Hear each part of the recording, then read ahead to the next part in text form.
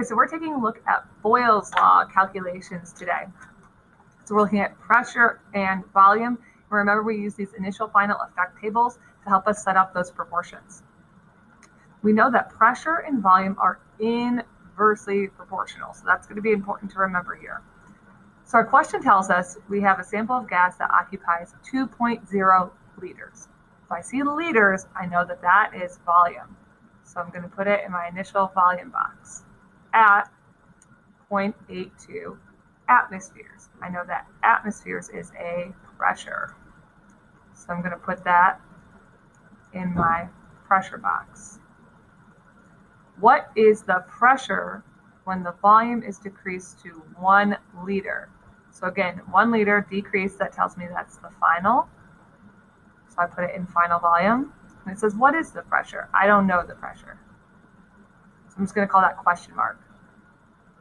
Now I have to think about Boyle's law to do effect. So for the volume, it goes from 2 to 1. I know if going from 2 to 1 is decreasing, it's going down. So I'm going to draw a down arrow. So whatever is happening in the box where you have two values, you draw the arrow accordingly. So if it goes down, it decreases from initial to final, you draw a down arrow. If it increases from initial to final, draw an up arrow. Now the question mark box, this is where we have to actually use our gas law. So we know, again, from Boyle's law, if the volume goes down, the pressure goes up because they're inversely proportional. If I squeeze those particles together in a smaller space, they're going to bounce off the surface more, which means the pressure is going to increase. So it's like if you squeeze the balloon into a smaller space, the pressure would increase in that balloon. Or you can imagine the syringe when we did it in class. Squeeze the syringe, we pushed it in, reduced the volume, and the pressure increased. So volume goes down, pressure goes up. Now, to solve for this question mark, I know that my pressure goes up in proportion to the volume change.